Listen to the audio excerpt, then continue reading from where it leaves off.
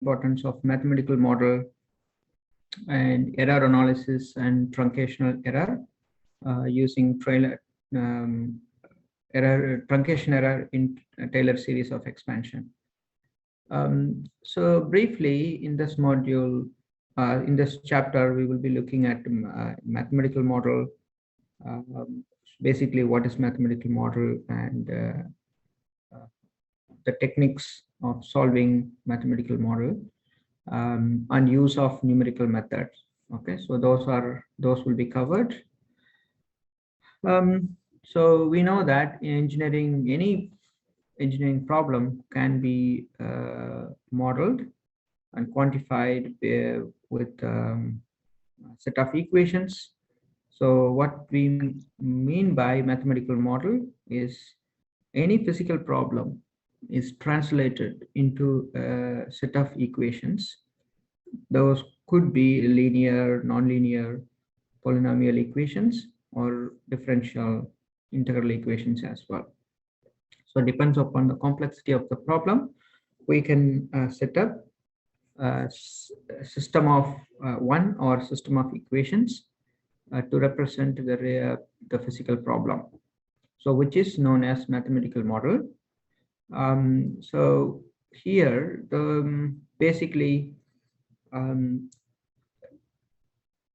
the solution method for those equations or to solve the physical problem using mathematical model or depends on the complexity of the equations or complexity of the problem.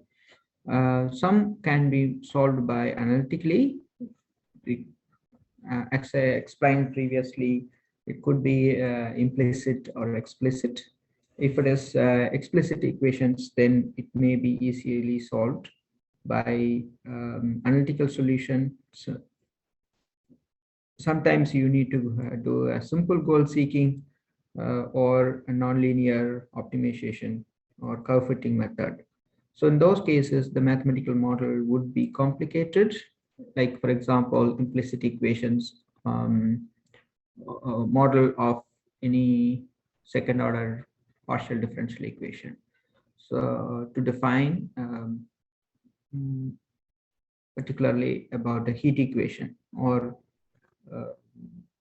pollutant transport equation or model for a river system.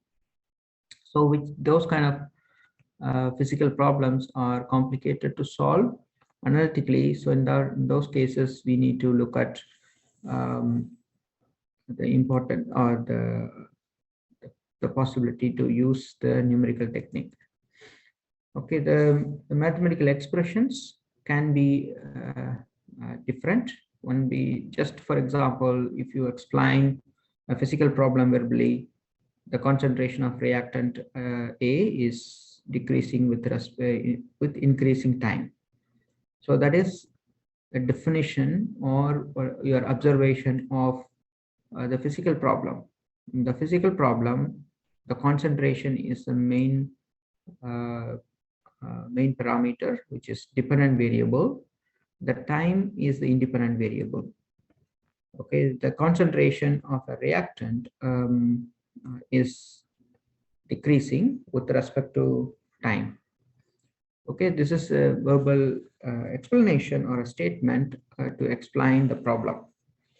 How we can able to set up by means of mathematical expression, saying that the concentration of something is the initial concentration with some parameters. Okay, we can also express this way. This is simple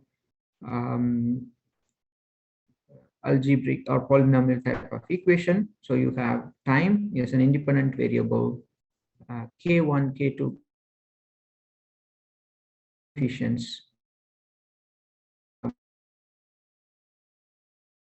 is initial value, initial concentration. The equation, simple equation, this can represent the verbal statement, okay, or the physical problem. Sometimes we can also state or define this physical problem in terms of differential term, into differential form. So this concentration varies with respect to time, which depends on this K1 is a rate constant. Okay, so this is one. We can also, this is a this would be simple differential equation. Still, it is this order is first order. Obviously, this is more than first order equation, so it depends on n value. If n can be 0 to any number, if it is 0, then it is a 0 order equation. 1 or 2 second order differential. Okay, second order equation. So in the second order equation, so the concentration varies with respect to time, depends on K value as well. Okay, so these are various mathematical expression to define this verbal statement. Okay, the mathematical expression comes with these. Okay, but first we need to define them and then express them into mathematical expression. So the mathematical model which we were looking at, for example, these ones may be empirical, deterministic, and stochastic model. So these models can be empirical, having, for example, empirical model, the K1, K2, K3 values are adjustable parameters. They have no particular theoretical background. Say, for example, any polynomial equation, and there you have K1, K2 values are arrived from experimental results. So you conduct experiments and try to curve fit them and find out these K1, K2, K3 values. So which is basically adjustable parameters. For any other experimental setup, this K1, K2, K3 values may be different. Okay, so these ones are adjustable, but in general, this trend of the concentration varying with respect to T depends on K1, K2, K3 are experimental or site-specific values. Okay, so these parameters are to be determined, calibrate the model first, and then finally simulate the value for concentration. So there are no specific theoretical background for these ones. For example, we have concentration versus time. You have some data, experimental or field data. We do not know these values, so randomly choose them. You get something like that. So what you do, you adjust these parameters in such a way that we get that matches there. So once you get that, whatever the value you have chosen at the last trial or the values for K1, K2, K3. So as we are doing this curve fitting method, we are adjusting the parameters. That makes sense? Okay, so this is empirical. Basically, this does not have any theoretical background for finding out these ones. But this expression, this C is function of these ones, right? Like, for example, we can write CA is function of K1, K2, K3, and T. Okay, so this has a functional form, but K1, K2, K3 are your model parameters, or you can say adjustable parameters. Okay, so this is empirical model, and deterministic model has some theoretical background. Okay, basically a mass balance or kinetics. Okay, so for example, you are given a control volume, you have a fluid flowing through this with a concentration of some element, and you have, this is input concentration, and you have output concentration, or a concentration of any reactant coming out. So this depends on the process happening inside this control volume, whether this is mixing or this is decaying, or any other process, kinetic process happen within this control volume. So this one depends on the process happening within the control volume. So this model defines this problem, defines this process. So basically here we have a decay of the concentration over time. So in a given time period, the concentration decreases within this control volume because of this kinetic reaction. Okay, so this is a process based. So there is a theoretical background in this. So having this, we can define this model in this form. So now we know that this has been derived from basic conservation law, or so kinetic equation, mass balance. So you can say that mass entering the control volume must be conserved. So the mass is conserved, considering entering the control volume, and we have mass leaving the control volume. So the difference is basically the constant, the mass difference in mass, which is equal to mass leaving the control volume minus mass entering the control volume. So from this, we can derive this differential equation. Okay, so there is a theoretical background for this. So what we, in this deterministic model, there is a theoretical background. Still, we need to find out the rate constant. This rate constant is basically by observing the concentration over a period of time, we can able to find out this K1, again based on theoretical background, how this is getting diffused. Or for example, suppose if you are getting, you are given a control volume, you have the volume is let's say water, is free from any particles or pollutants. When the particles pollutant is entering, okay, the cloud, pollutant cloud entering, okay, so they get transported downstream. At the same time, it spreads over the entire volume. Okay, this is concentrated, now it is being spread over the volume. Or there may be some other chemical process takes place to reduce the concentration of the pollutant. So with this way, we know that what is the basic process that affects the concentration. So with that, we can able to identify what is this K1. This K1 is based on the theoretical process. Okay, so this is not from the curve fitting. This is basically determined from observing the concentration over a period of time, and we get this K1 value. It's a rate constant. Okay, so this is a deterministic model.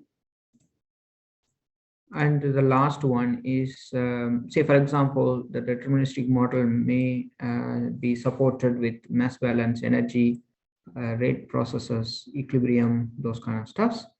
So what I mean that if you have control volume, you have a front here, you have polluted concentration is higher than the concentration here. what would happen? There will be molecular diffusion takes place across this, the wave across the front. Concentration gradient is different. There's a higher concentration here, lower concentration. The particles tends to move from higher concentration to a lower concentration. So this will happen up until the entire control volume will have the same concentration. So the concentration increases here, concentration decreases here. This will happen up to the equilibrium state attained. So that is the equilibrium law. That will happen in any given media. It could be a air media or fluid media. These concepts are used in chemical engineering or in civil or water, whatever maybe. Okay. Okay, so these are a few things. Basic processes or basic principles are applied to define the deterministic model. And the stochastic model, it takes into account with the uncertainties of the phenomenon. It does not involve any physical processes. It is basically a large set of data are dealt to get the model performance or model outputs basically. Okay, so this is more accurate because this deals with a large set of data and also basically deals with the considers the uncertainties of any physical phenomenon. Say, for example, in a given river system, if the pollutant transport is basically advection plus dispersion. These are the basic processes or basic pollutant transport processes. Dispersion. If these processes takes place, the concentration time profile would look like that way. But in reality, it may not be like this because of the uncertainties or irregularities in the channel. Okay, although the trend would be like this, but there will be some variations. Okay, so you won't have a clean signal of concentration time profile. You may have some irregularities in the river system. Okay, the river may be like this. Okay, so due to these irregularities and varying flow rate, varying cross-section, slope, etc. So you may have something like that. So deterministic model may sometimes have error because of these uncertainties, but the stochastic model, because of these uncertainties, as it is taking these uncertainties into consideration, this predicts the model results so accurately. Okay, then the other type of models. Okay, but in general, the stochastic model does not consider the processes, but it would consider the uncertainties, whereas the deterministic model considers the basic processes, and sometimes it may lag in dealing with uncertainties because of the irregularities may not be considered completely. Okay, so and this is spatial, and sometimes you will also have a temporal variation in the river cross section, flow rate, and any other model parameters. Say, for example, as we looked at previously,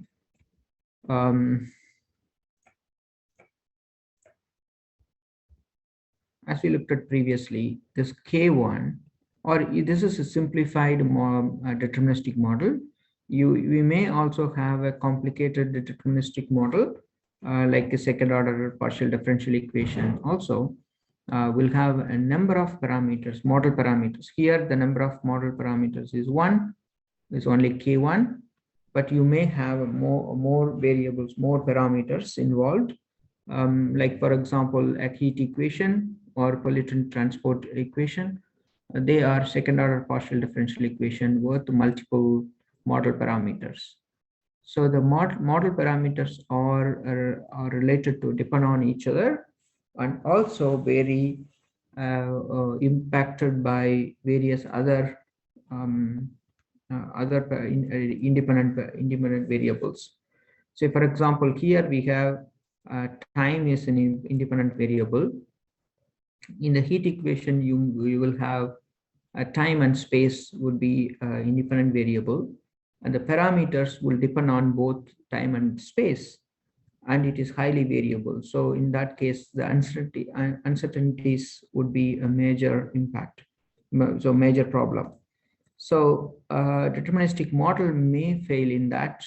Sometimes lag of model equation, the model equations may have a lag of understanding, or the way we set up the deterministic model may exclude some uncertainties. So in that case, the deterministic model will have a problem, but the stochastic model will do that, but it would be it would consider the large set of data. So when you don't have large set of data, or if you have a sparse data having lags of data set, then the stochastic model will have a problem in training the data set. Okay, so basically you need to have like for example, flow versus time. You have flow rate in a river or stream. So you need to have a large set of data. You can use a part of the data to train the model, and then use the trained model to predict another set of data. Okay, so that is a basic requirement, and the model will consider uncertainties in the model equation. Okay, so those are three types of models. And in this one, we will be looking at mainly looking at deterministic model and somewhat curve fitting method. It's basically like our empirical. Okay, we will not deal with stochastic model here. It is too advanced, and it is not required for this small module. Okay, so now in terms of mathematical models, first we need to think simple, would separate the incidental form from the essential. So what is incidental or what is essential? So we'll discuss that one in a minute. Then what else we need to consider in the mathematical model is basically the basics of the model or processes. Basically, that mass balance, energy, momentum, or rate constants, equilibrium conditions. Sometimes equilibrium, non-equilibrium conditions also will be considered. Depends on the complexity of the model. Okay, so here the incidental or essential, or like for example, in any given system, you can separate, group them as an incidental or essential. What is essential? Basically, those are the essential part of the model. Like for example, the process, the central core of the model is basically the process of involved in that physical problem or essential. We need to understand first, a stochastic model does not need to understand these ones, right? So this is basically, it is the essential part of the stochastic model is basically the best fit algorithm, and essential incidental is basically what is controlling the accuracy. So the criteria, that is incidental. But in stochastic model, in the deterministic model, we need to consider these ones first, we need to consider mass balance, energy, rate processes, equilibrium. Basically, it's a fundamental process of the given physical problem defined or represented in terms of mathematical equations. Then we redefine them considering the incidental parameters, or we can say that they are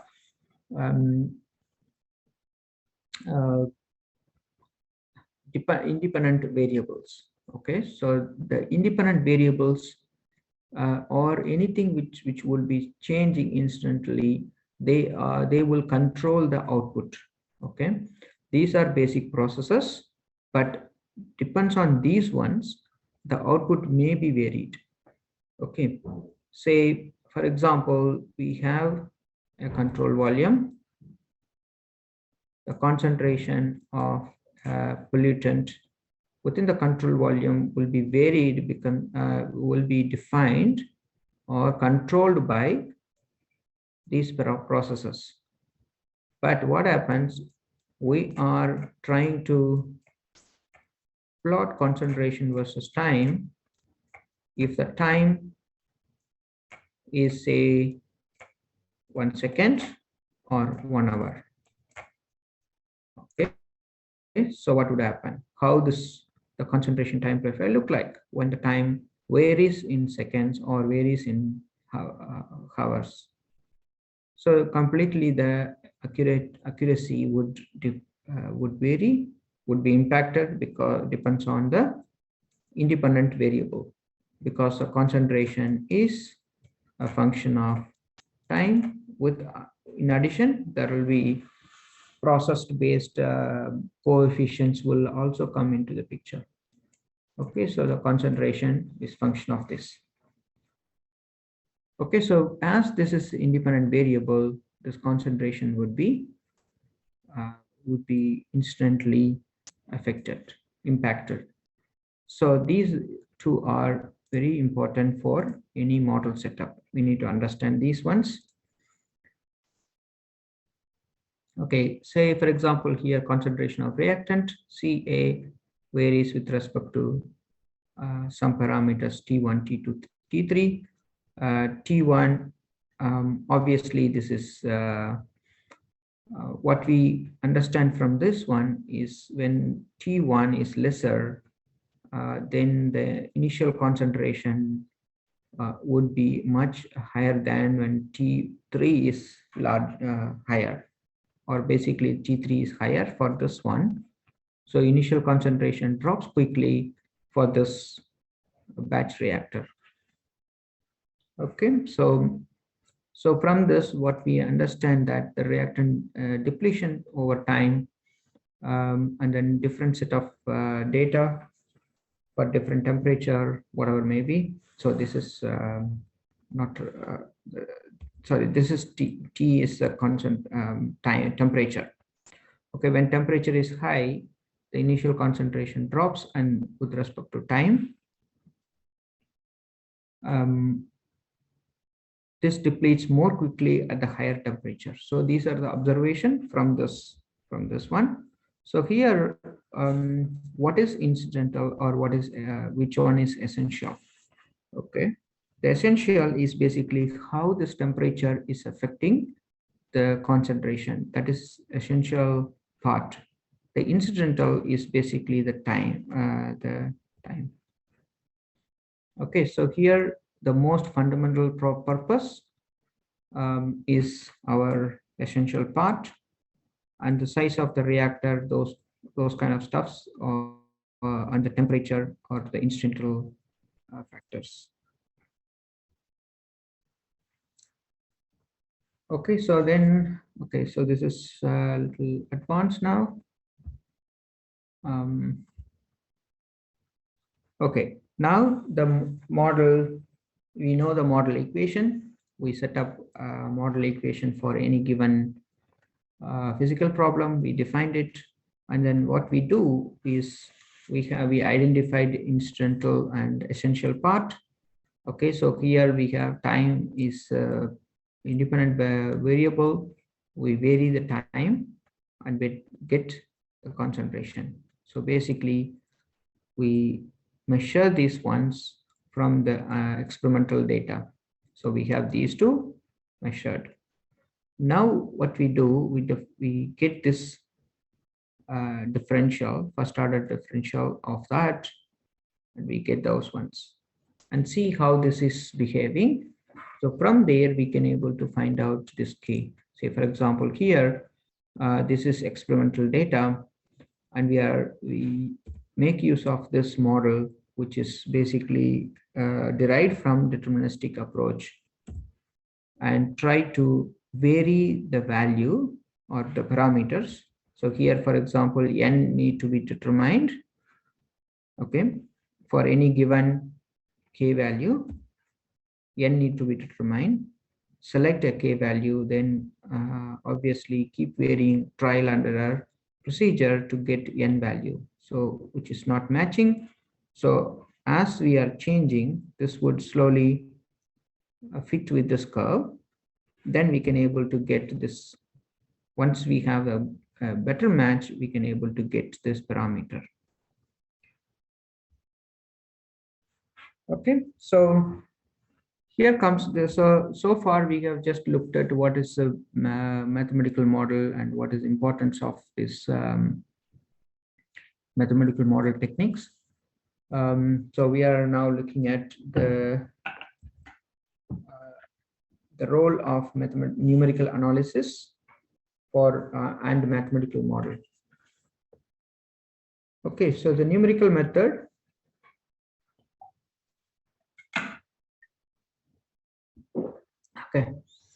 Okay, so for example, in any given function, we may have an exact value, exact solution, or exact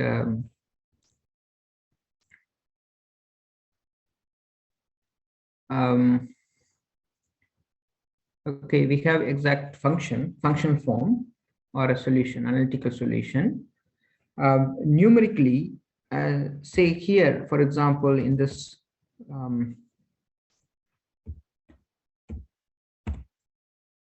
this mathematical equation to be solved, the experimental data would give you some exact representation of the what process happened in the experiment. That will give you overall. Say, for example, if you plot time versus concentration, this is exact value. By solving these ones, we can able to plug in these t value, all these t value, and for known k2 and n value, we can able to reproduce. This is experimental data, something like that. Oh, sorry, other way around. With respect to time, it drops down. So this is experimental data. By knowing this k and n value, so n is to be optimized. Once we have n value, then your model results would match with this one, right? So this is model value.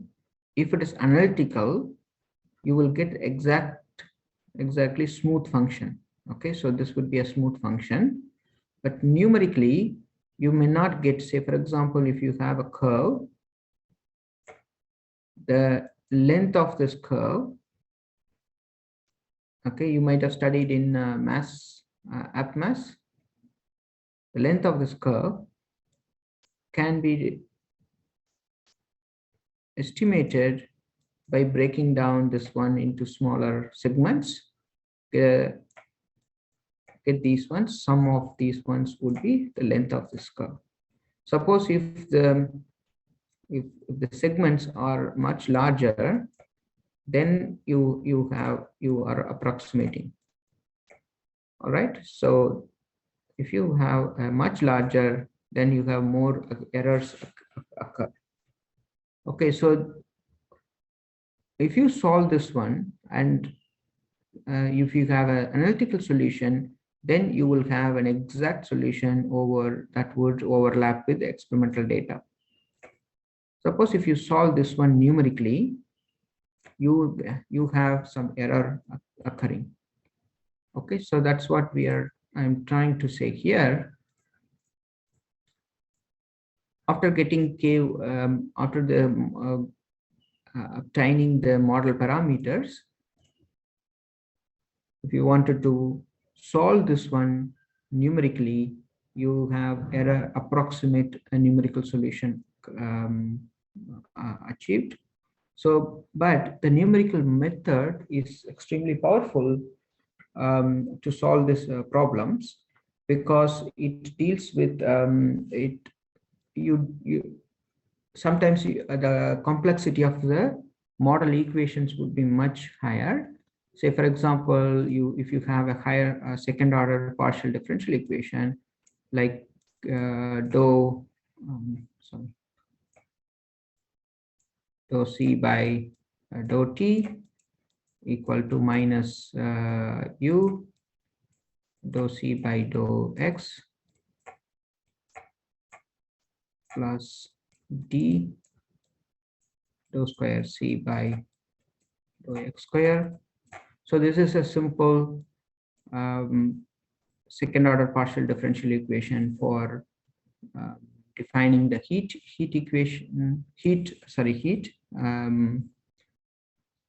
or maybe pollutant transport in a river system.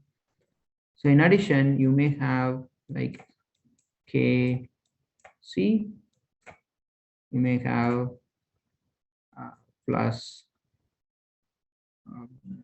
any parameter K2 times C minus Cs and so on. So here you have, in the previous one, you have only one dependent variable, that is C, and two independent variables T and X, and you have model parameters U and D. So solving this one analytically may be possible, and the people have managed to solve them analytically. But if you add all these additional terms, you have two dependent variables,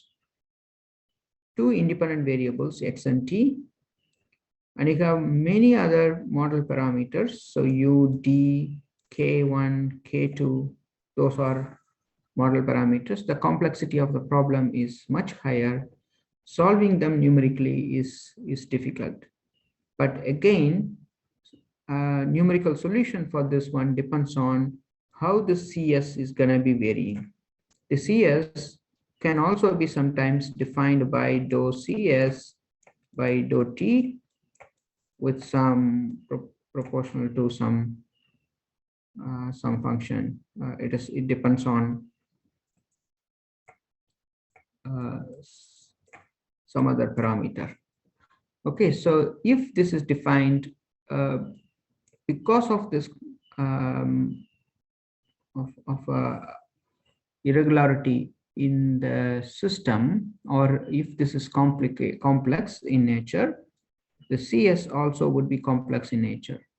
This is concentration in a river column, and this is concentration of the pollutant in the soil underneath.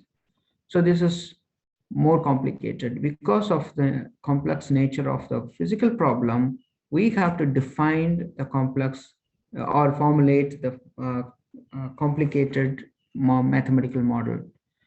So this is possible analytically, but if you add this term, and which is more complex in nature, so analytical solution for this one is much is doubt. Okay, so it is more it's not easy. So in that case, numerical method would be much easier. Okay, so we can able to solve any complex engineering mathematical problems, mathematical models using numerical methods.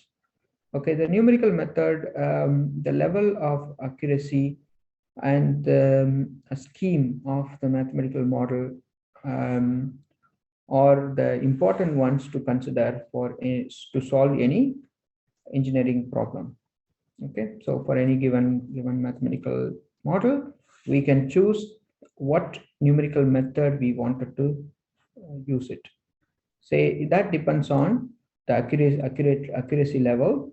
Say for example, if you are okay with this accuracy, like for example, if this is enough for defining this problem, having this approximate solution for any given physical problem, we can go for selecting a suitable numerical method to achieve this one.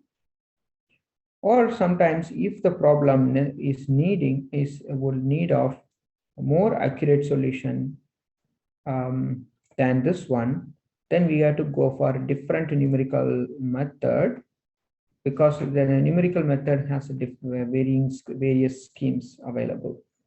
Like for example, to solve this function, this differential, we can use, say this is approximately equal to the concentration, the I plus 1 time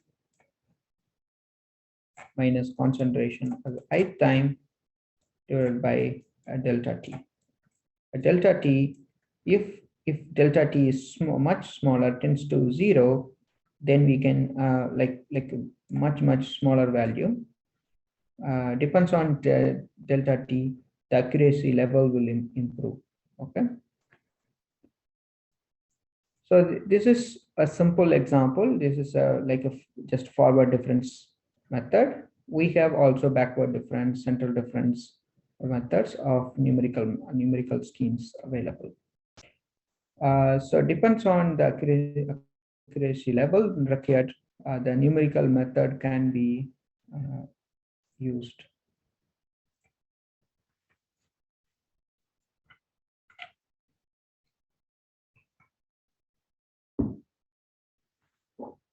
Okay, so any doubts so far?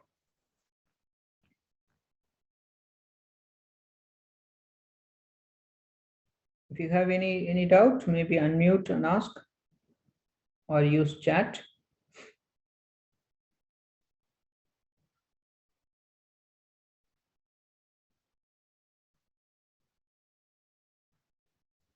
Okay, all right. So this is basically just an introduction about numerical method.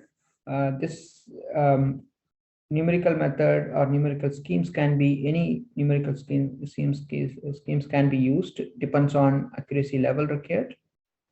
This will be used to solve any mathematical model we formulate. It could be a simple linear equations or polynomial or differential equations. This can be used. Okay, so we will do those ones later in this module. So this is okay. So in this module overall, this one page will explain the whole math system module. Okay, so first one is the root finding. Sorry, the second part. Second part is the root finding. Basically, if you are given any function and you wanted to solve for the solution of that, or you wanted to get the root for this function, that can be done by trial and error or goal seeking method or any any optimization algorithm to get the root for this. So the complexity of this problem depends on the number of variables available in the system and set of equations. Okay, suppose if you have only one function, basically it is much easier to find out unknown parameters.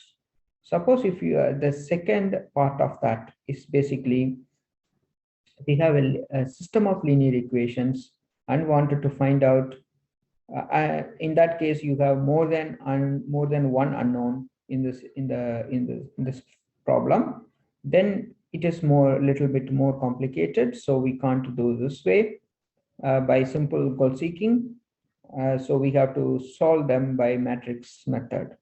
Okay, so the system of equations can be formulated, then matrix can be formed. So from here, you have A11, A12, A21, A22, and here you have X1, X2, C1, C2 would be the B matrix, and then you have A matrix, and then you have X matrix. So by taking the inverse of the A matrix multiplied by B, you get X1 and X2. So by doing this way, you can able to get this. But this can be done in various matrix methods. Okay, so getting that is more complicated than the first part. And then in the second one, here we have definite functional forms. So you have definite functional forms. In this one, you don't have definitional functional form. You have a data, and you need to find out. You need to get the optimal solution. Okay, or you wanted to get the model parameters or any unknown value from this given data. So that can be done by optimization. So in the optimization, what we will be doing is we'll try to do with a linear optimization, and if we will have time, we will do a non-linear optimization as well. So that will be done in the curve fitting method. So in the curve fitting, we can either have this way linearly, and you can also have non-linear way. So complexity of this one by fitting the curves would be much more advanced, but we can able to do by nonlinear as well. So if we will have time, we will do that. And then sixth part is basically integration. Numerically, we can integrate. Okay, so for example, to get the area under this curve, we can use a trapezoidal or Simpson's rule, or simply if you find out the integral of this, having the integral of this function, we can able to find out the area under this curve. But the integral of this function, if may be complicated based on the function analytically, but always we can able to do by numerical technique. The numerical techniques basically are simple numerical techniques. For example, for this part are trapezoidal and Simpson rule to get the area under this curve. This can be used for volume as well, to find out the volume under a given surface as well, but that would be more complicated, more advanced, and that numerical integrations will not be considered in this, will not be done in this chapter. Okay, then you have ordinary differential equation, you have partial differential equation. So for example, here we have wave equation, how wave propagates, or the wave velocity over x and y, and we can able to solve numerically. So all these ones can also be solved analytically, but the numerical techniques will also be powerful. All right, so in this chapter, next one we will be looking at the error.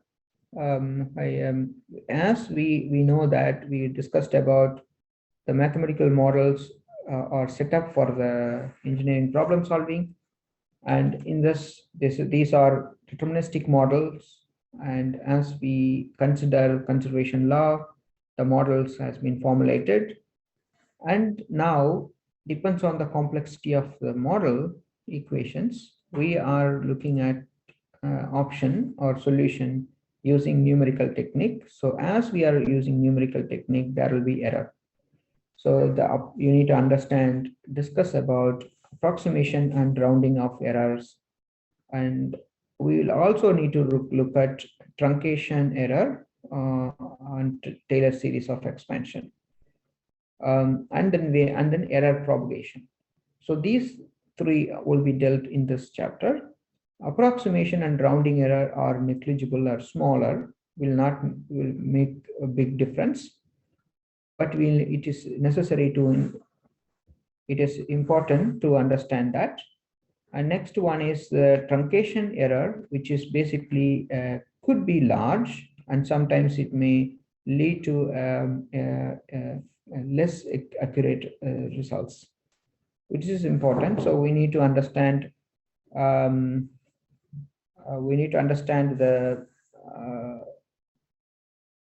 importance of this truncation error, and when and where we can able to minimize this truncation error.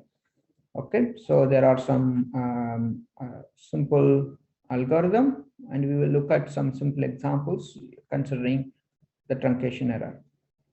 And also we will discuss about how to control that or minimize the truncation error for more complex problems in the last chapter in the partial differential equation. But now for this chapter, we will be looking at simple examples considering the truncation error in Taylor series of expansion.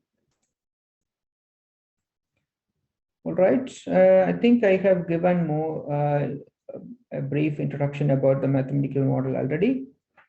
Basically, the dependent variable is function of independent variable parameters and forcing functions.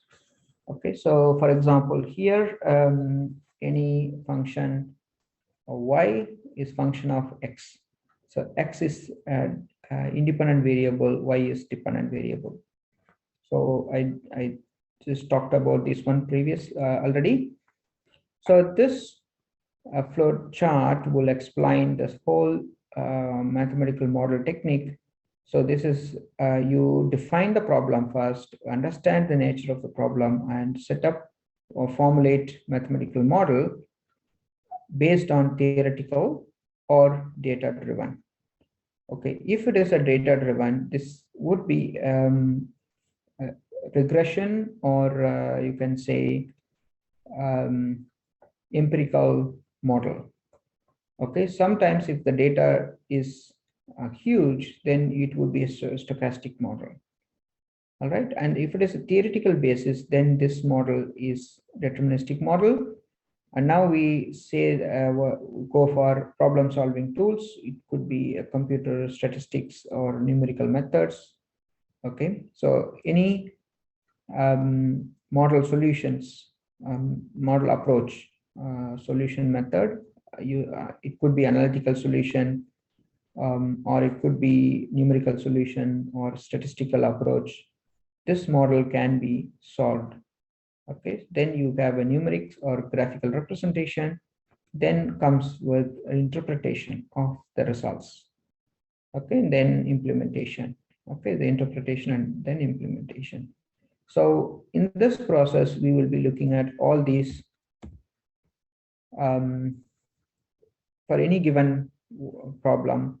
We solve them numerically, and then we do the optimization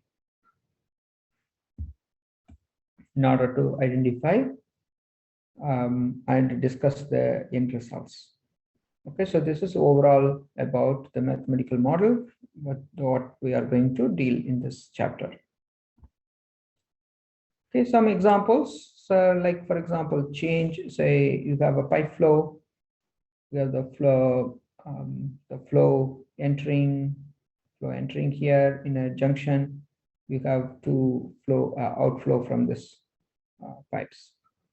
Okay, at the junction you have two inflows, two outflows.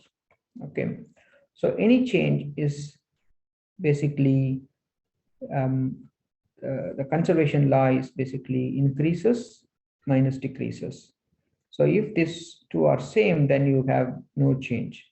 So in the same thing here, for example, in order to solve this problem, what equation we need to formulate is what is the flow in that must be equal to flow out. Okay, so if it is a conserved the flow mass balance or mass is conserved. Okay, similarly, we can also consider a structural problem considering the momentum or force balances this. So we can express them, like for example, sum of horizontal forces in the given structure must be 0. Sum of vertical forces must be 0. Okay, is it what you studied in structures, right? So having that, you can able to balance the forces. The force balances are considered. Basically, this momentum conservation. And by doing so, you can able to, to satisfy these ones, you can set up model equations, then solve them numerically. Okay, where comes accuracy? Then okay, now we have got the model equations based on the conservation law for any given problem, given physical problem. We solve them numerically, but here we need to discuss about the accuracy. It is basically to understand the error concept. It is, as we know that the numerical technique may have error inaccuracy, and it is important to understand the significant digits of your number or the results which you get it from the numerical technique or numerical solution. Like for example, as I explained previously, the accuracy and the rounding of error and truncation error are completely different. The significant digits or rounding of error is basically, sometimes it would be smaller. Say for example, here we don't need to give such large digits, significant digits. We can just round it off to say 3.1, sorry, 3.14, right? So which is enough for dealing most of our engineering problem. So here, this is significant error, significant digits, which is basically can be rounded off. Sometimes it depends on the physical problem, we can round it off to some 2-digit or 3-digit approximation, which is enough. So which may not impact the end result. But sometimes the end results may be impacted hugely when the truncation errors accumulate. Okay, so that is important. So for example, if you wanted to solve second order partial differential using any numerical scheme, firstly, you will be expanding them using Taylor series of expansion, and you ignore the higher order terms. The higher order terms may accumulate and give you a large noise or an inaccurate result. It may be different from actual result, which would be a truncation error that needs to be properly managed. And in terms of accuracy, we can just simply looking at this looking at the same picture, which shows the accuracy and precision, right? So you understand this one. So here you have less accurate and less precision, and this one is more accurate but less precision, and here it is high precision but more not accurate, but here it is accurate and precision. Okay, so these ones are basically a general understanding about approximation. When you deal with approximation, you need to be careful what you are approximating. Okay, so in numerical technique, it is very important. It is okay to have a significant digits, rounding off errors are fine. But when you have truncation errors or ignoring higher order terms, and you need to be careful in choosing what scheme you choose for, so to solve your model equation, so that the truncation error may not accumulate and give you a large inaccurate or a large error at the end. Okay, so the error is defined by this one. This is simple definition for error. A true value is approximation plus error. Okay, when you deal with this any problem, you have some value, approximate value, and if the error is smaller, then it is allowed, it is okay. It would be close enough to the true value. This error would sometimes accumulate. If you deal only with one functional form, the error may not impact hugely on the end result. But suppose if you have set of equations, different variables, different approximate values, and error may be plus minus values. So these errors may be, if they are independent, sometimes it would accumulate and you will have a different results. Then you need to understand, that's why we need to understand about this error definition, and then looking at various scenario and controlling the errors. And so to control the error, we need to understand how this error behaves with different functional forms. Okay, so here again,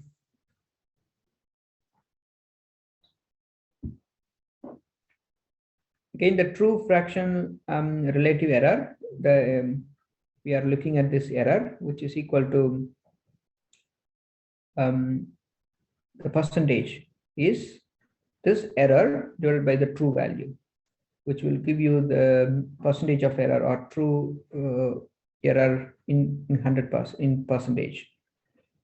Okay, so this is a simple definition about error.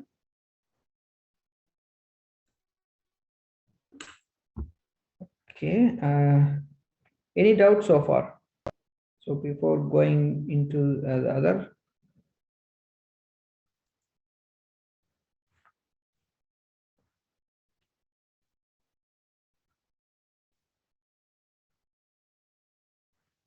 Any doubt? All right. So the error propagation and propagation of uncertainties through mathematical operation. This is basically, you may have more than one functional form. Those functions may be, you may be adding them or subtracting, multiplying, dividing, or power. So we'll try to discuss these two, and then you can go through this part yourself. So I will make this one available for you. You just go through. This is mostly we will be dealing with these type of error analysis. All right. Okay, so now looking at two functions. So x is the true value, and x best is the approximate best value. Plus or minus del x is the error for this equation, and you have a similar one for y. So if you add or subtract these parameters, so q is x plus y, or sometimes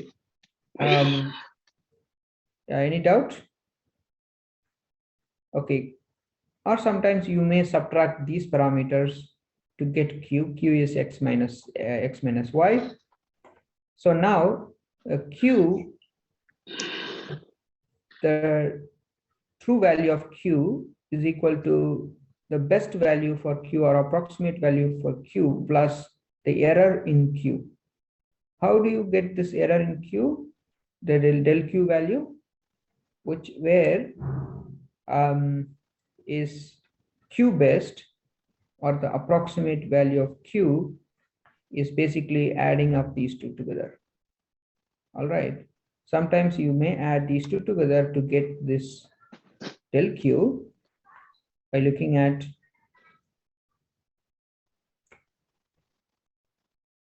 you remember you have plus or minus del x and del y.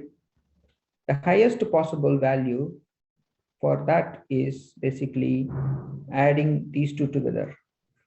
Like for example, the first the best value of this one is equal to, from this equation, the best value of this plus del x plus the best value of this plus del y will be equal to you separate these two together, and then you have adding up these two together is del q. Okay, so del x plus del y is del q. But the lowest possible value is minus. Okay, so you have not visible.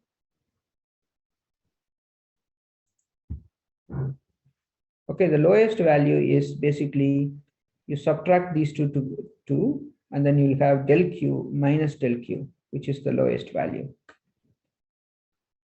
But del q is del x plus del y is the uncertainty.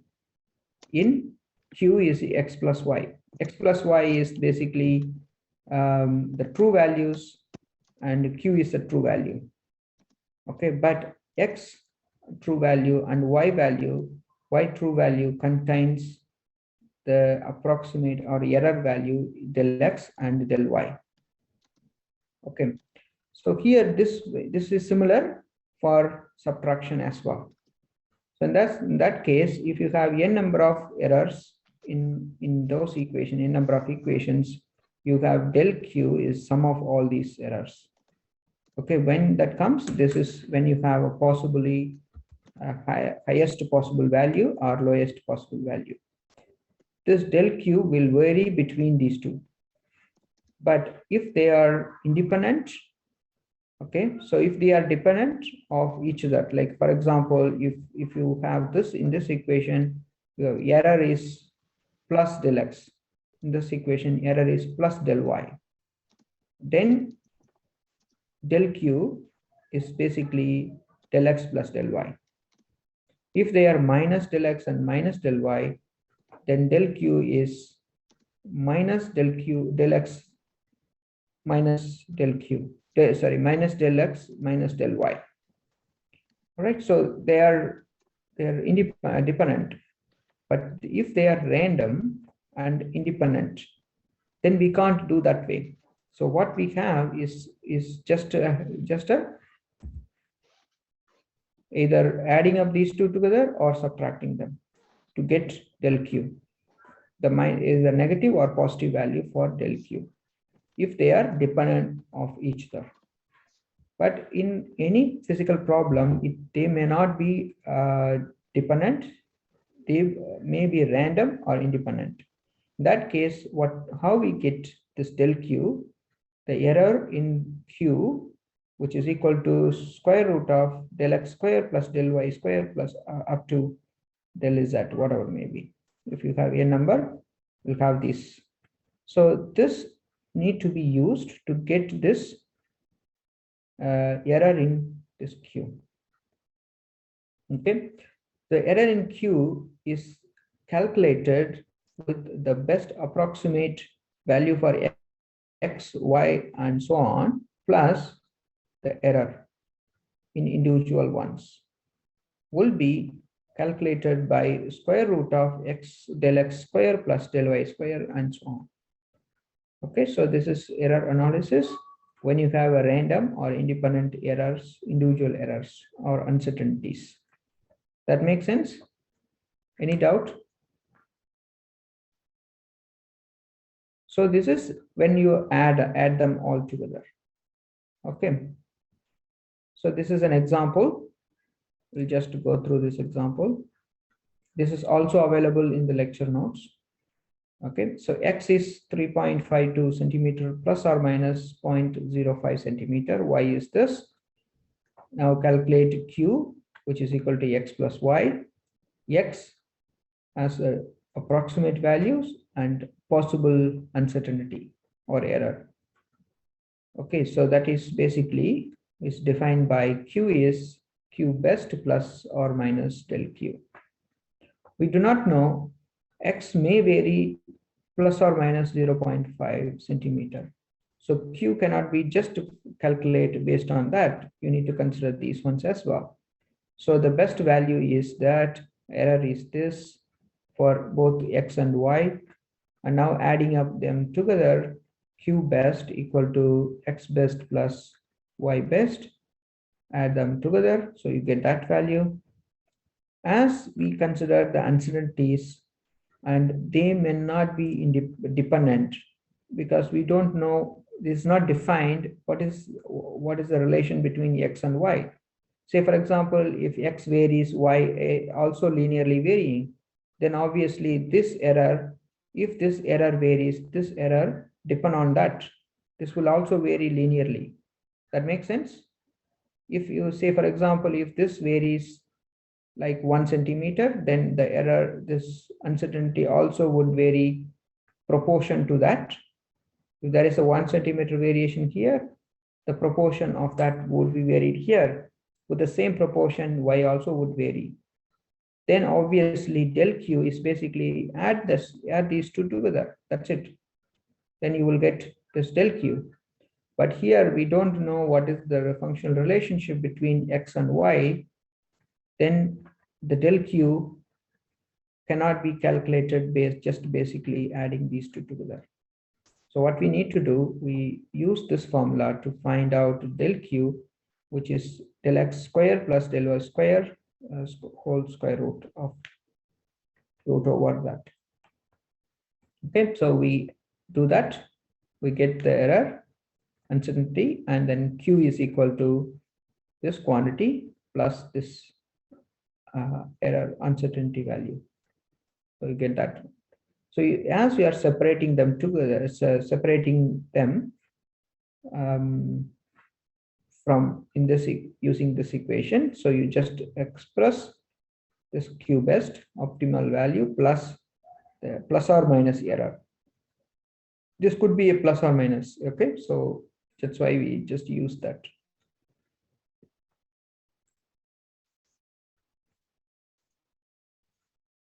Okay, so now previously we looked at either addition and subtraction. So now in this case, we just look at multiplication and division of those uncertainties.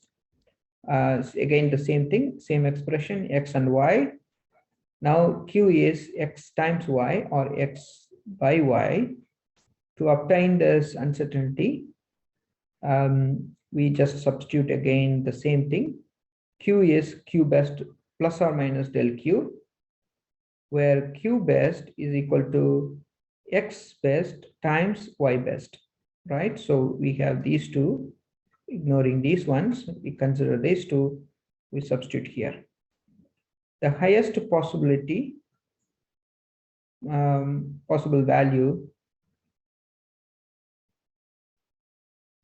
okay, highest value is q equal to xy, which is x is x best plus del x times y best plus del y, and then we multiply them, you get this equation. All right, so basically del x x best times y best plus x best times del y plus x del x times y best plus x del x times del y. So we know obviously this is equal to q best plus del q. Okay, so now the q best equal to x best plus del y best, we get that one. This is q best, and all these ones are added together to del q. Okay, so the lowest one is lowest possible is having minus sign there. All right, having minus sign there, so you get minus del q instead of plus. Here you get minus, and then you also have minus sign there, so you get the minus, and here minus. That's it.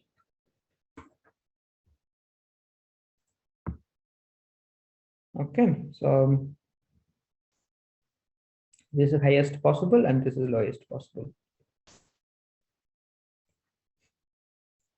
Okay, since uncertainties del x and del y are assumed to be smaller, the multiplication, the previous slide, these ones is considered to be approximately 0. All right, because this is close to 0. These values are smaller, so the smaller value multiplied by another smaller value is close to 0. Then we get this del q. The del q is equal to that term. Okay, so here we get that. And now we divide this one by x best times y best, which is q best. We divide by q best. All right, so as we divide this one, we will end up with this equation. So to get this q base, del q, we use this equation. Okay, so like for example, if you are given x equal to x best, or the approximate value plus error of x, either plus or minus, and then you have y, and now to find out del q, you use x best and y best to find out q best, which is equal to, this value, and you are given these values. You use this equation to find out that. Okay, then cross multiply this q best to get del q. Whereas in the previous example, we calculated del q using this equation, because this is just addition or subtraction.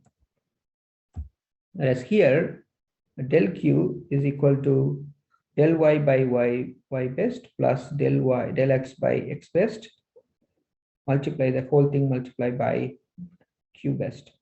The q best is determined by multiplying this and that. Okay, so this is the one. And now what we are, okay, so this is for if the variables are dependent on each other, then they will be relatively changing from, if one parameter is changed and another one also. But in case if you have random and independent, then what you do, del q by q best is equal to root over that parameter, that the first term of square of them, of each sum of all the squares under square root. So you use this formula. All right, so is that clear? So this will be followed for, okay, having another example. Just looking at this example, you have x and y. You need to calculate q is equal to x times y, and you know these ones. This is best value, and this is approximate value, and we know that q equal to q best plus or minus del q. Q best is x best times y best, so you get that value, and then del q, and as we don't know the relationship between them, we just consider del q by q best equal to root over of that term, square of that term plus square of that term. Okay, del q is known, x best is known, del x is known, del x best is known, del y is known, the y best is known, so you get the error. So now you can and then multiply by del q, multiply by q best. Okay, q best is already known, so you get the del q value. Then your final answer, q equal to that quantity plus or minus this quantity. All right, so this is another example for when you have multiplying two variables.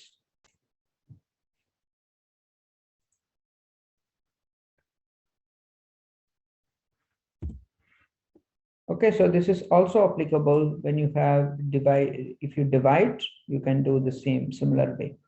Okay, so multiplication and divisions look similar.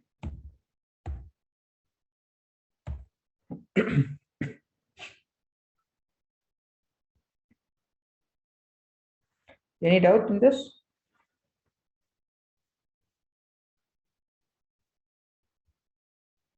Okay, so the power, I'm not going to go through this one now. You please go through them. Mostly we will be doing with addition, subtraction, multiplication, division. Right.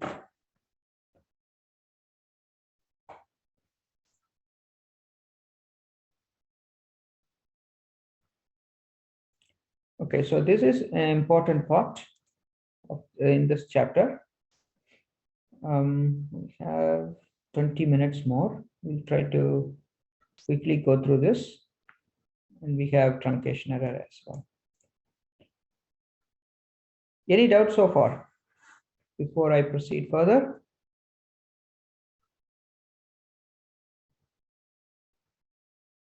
Am I going fast?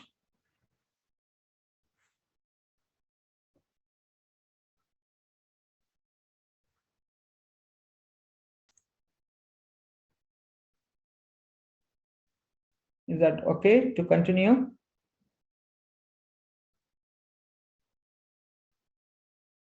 Any response?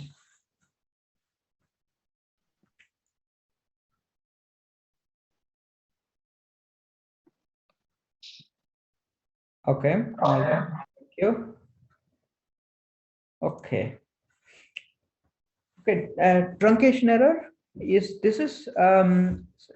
different from the rounding off error. The rounding off error is just only for the numerical value. You just round it off. That is good enough.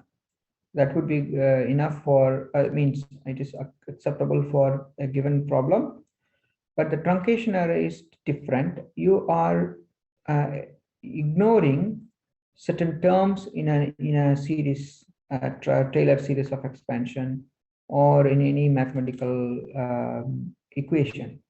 Okay, so this is approximation in place in an exact mathematical procedure. Our main goal in this is to understand the truncation error, how this truncation error could impact the accuracy of the solution of the mathematical technique or mathematical method, particularly the numerical when you apply numerical scheme, and how we can eliminate or minimize the truncation error so that the accuracy would be good enough for any given problem. So, for example, if you have a variable velocity over time, okay, we divide. This is finitely divided difference. This is approximately equal to del v by dv by dt is approximately equal to del v by del t, which is finite form.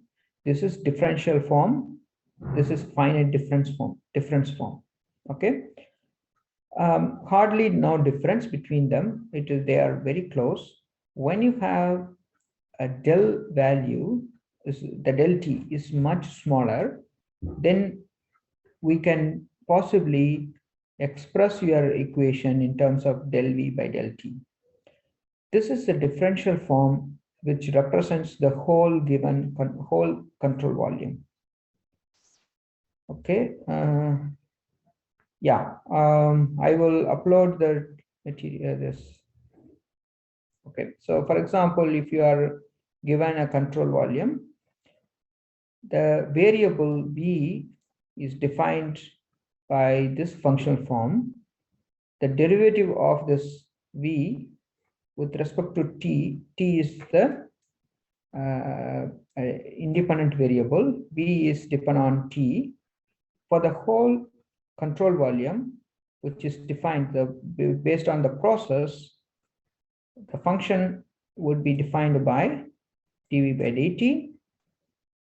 if t tends to smaller, so it's smaller than 0, or if infinitely very small del t value is chosen,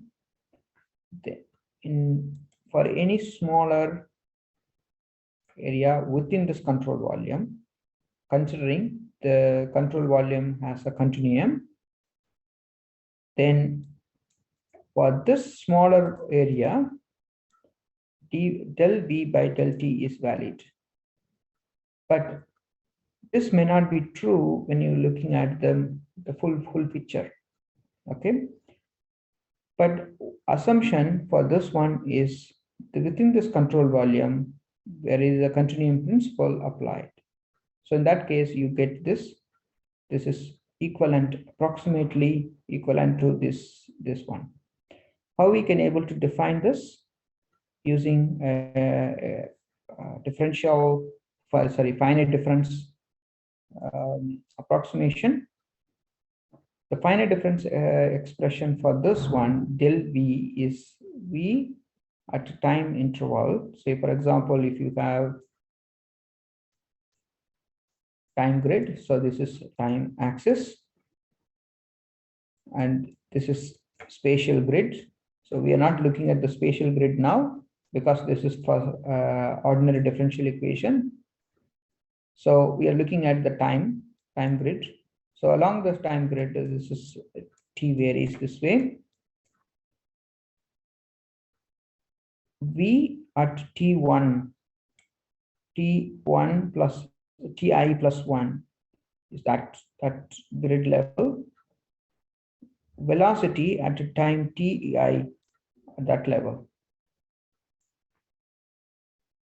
The difference between these two divided by the time difference between these two. This is ti and this is ti plus 1. The velocity at that time is vi plus 1. Velocity at that time is vt or vi. Okay, so the difference between these two divided by the difference in the time or the time increment. The time increment is delta t. The time difference between ti plus 1 and ti is delta t. So you express this one as vt plus 1 or I plus 1 minus vti divided by ti plus 1 minus ti, or simply you can say delta t as well. Delta t. Okay, so this is you are expanding this one by finitely defined or divided difference equation. So this is finite difference. Okay, so having this one, how we can use this Taylor series of expansion to get that. So when doing this one, what we are going to do,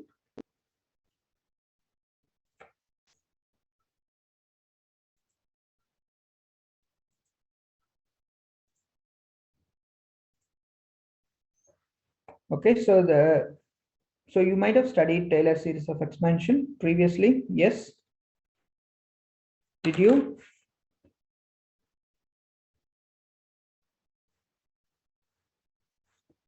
All right, so if you haven't studied previously, just please go through your maths module. So Taylor series of expansion would vary with the depends on the order of equation. So for zero order, first order, and so on.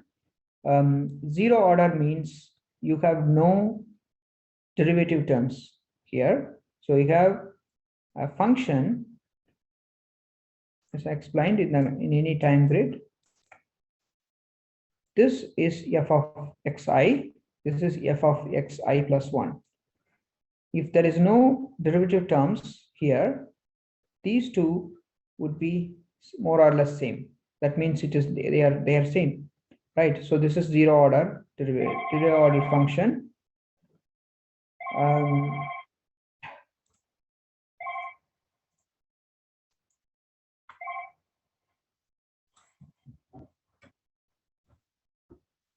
Okay, so this is actual function using Taylor series of expansion.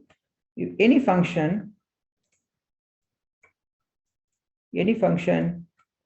that time interval xi plus 1, and this is xi, anyway x is the variable, the independent variable. This function is f of xi here, and this is the function f of xi plus same function at f of x plus xi plus 1. Okay, this one is depend on this function. How? This is expanded by Taylor series. Basically, f of xi plus 1 equal to f of xi plus the first derivative of this function times the difference between these two divided by 1 factorial. That is 1 again, so that is not written here, plus second derivative of this function times the square of the difference between these two. This is xi plus 1 minus xi the whole square divided by 2 factorial, plus the third derivative times the cube of the difference between these two divided by 3 factorial. Okay, so you can say this one xi plus 1 minus xi is equal to delta x. You can say that, or if it is time, you will say the delta t. Then this goes up to n number of terms plus the error, the truncation error. Sometimes when you deal with any solving partial differential equation or ordinary differential equation, depends on the type of scheme, numerical scheme, you ignore the higher order terms. Sometimes you ignore after this, all these terms after that, or sometimes you ignore, ignore all the terms after this. You keep the second order, second derivative, or you keep the first derivative, depends on the equation. Say for example, if you wanted to solve dc by dt, how do? You ignore all the second order terms, second order and above. This is from this one, this is dc by dt is that term, which is equal to that c t plus 1 minus this is ct,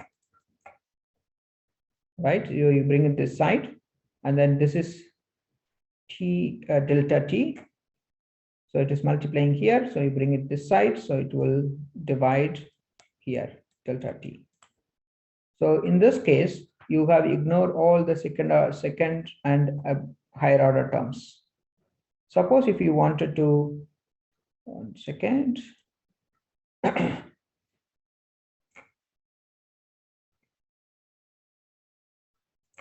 Okay, now if you wanted to express it for the second derivative to dou x square, how do you do that? So you need to have the second derivative of function x, f of x. Okay, so you wanted to express this one. So how do? You just take these terms, you ignore all these higher order terms, you take this one, this side, so c xi plus 1 minus that term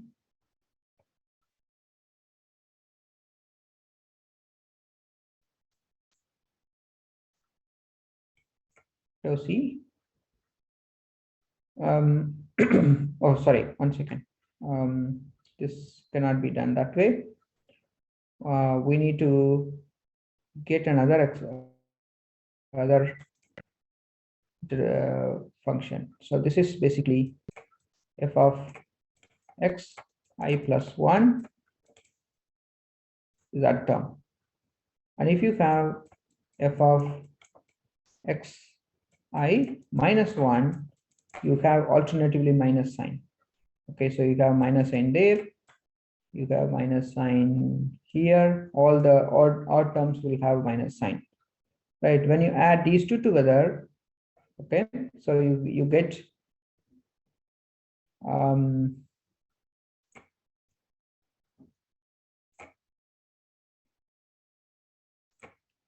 these terms, the first order terms disappear. When you add them together, you have twice of that. So this side, on the left hand side, you have two, sorry, not two times.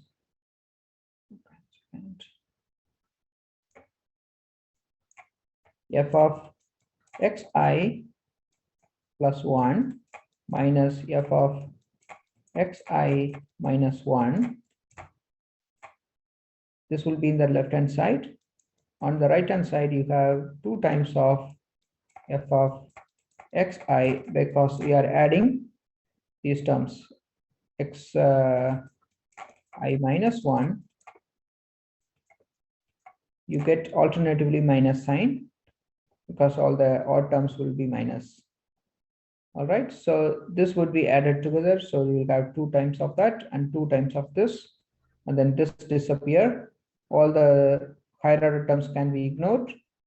Then you get 2 times of that plus 2 times of f dash of xi times, this is delta x square, divided by, you have 2 factorial is 2, so 2 cancel.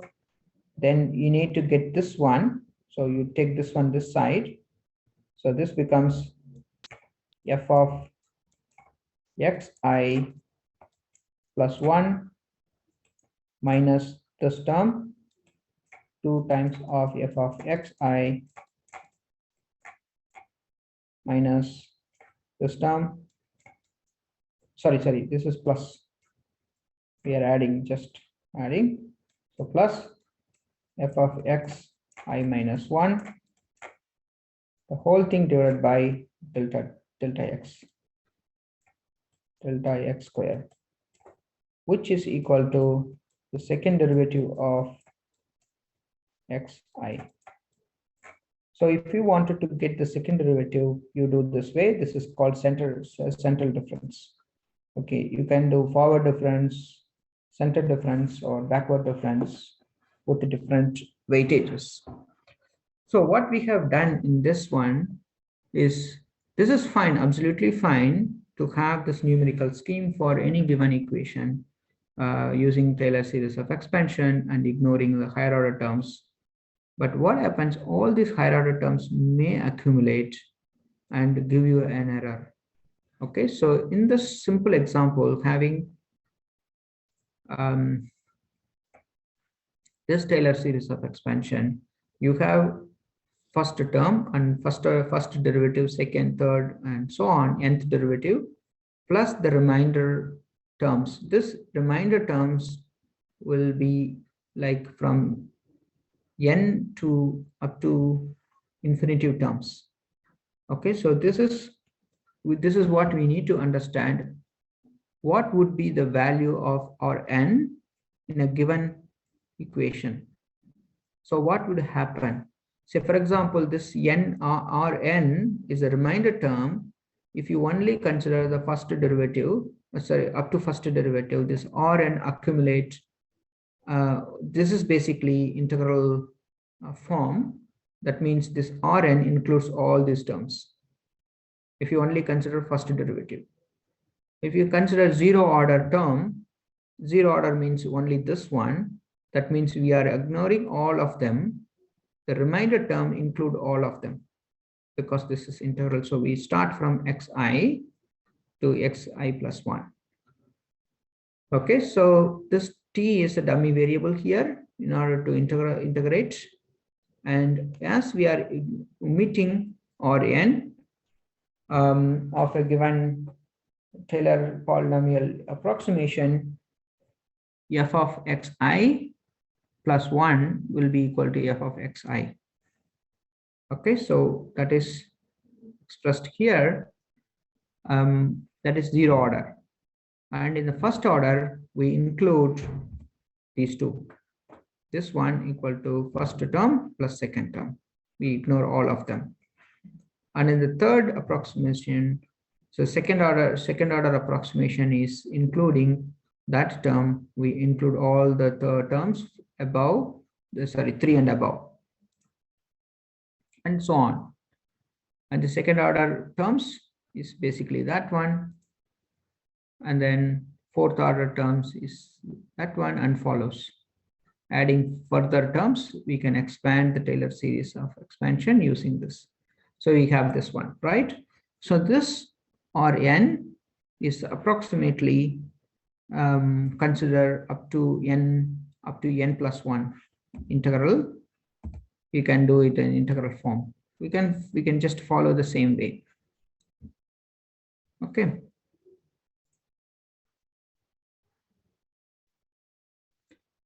All right, so I think it is we have covered mostly. We have to look at, this is Taylor series of expansion.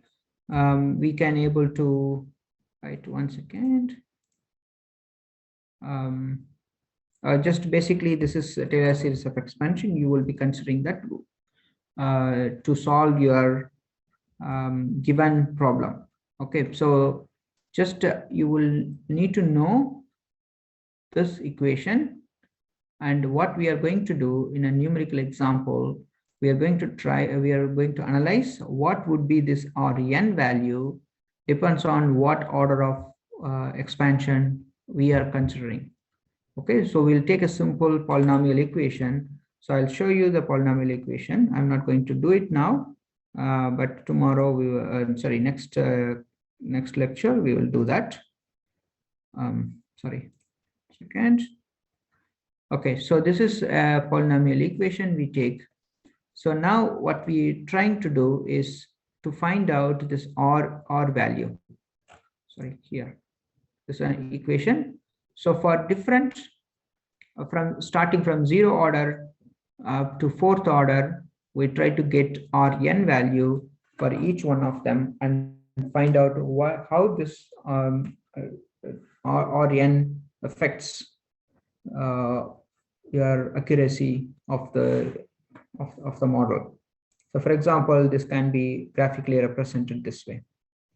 All right, so if it is first or zero order, you get the final answer, but the original actual value is this. So you have a huge difference. As you move on towards the first, second, third order, then you are going closer to the actual value. All right. Okay, so we stop with this. We take some numerical example in the next lecture. Right? Okay, bye.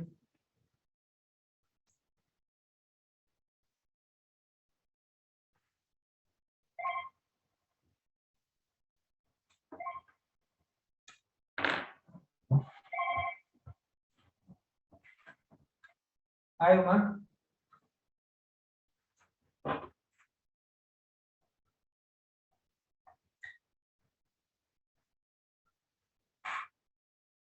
Hi, Uma. I was doing lecture. I just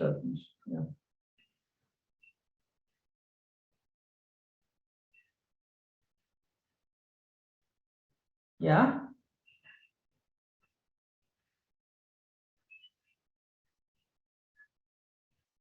Yeah. Yeah. Okay.